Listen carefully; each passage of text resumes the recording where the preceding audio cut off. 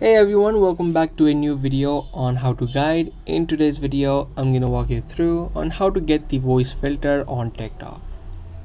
By adding in the voice filter to your video, you can change your voice to any other voice that TikTok provides you.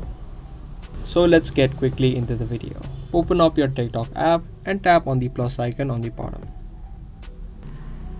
Once you tap on the plus icon, you can either record a video or upload a video that has the voice. Once you upload or take the video, you'll see this interface. Now all you need to do is tap on this audio editing option that you see on this right panel. Once you tap on it, you can see all of the voices that are currently available. Now many people may have different voices depending upon their location or country, but the voice that you see is available for you. So just choose the voice, tap on the voice, and the voice effect will be added to your video and the voice will be changed.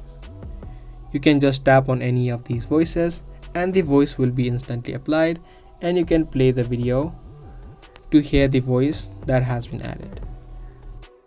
The voices keep updating, so if you want newer voices, you can try updating your app of TikTok and you may get the new voices that are available.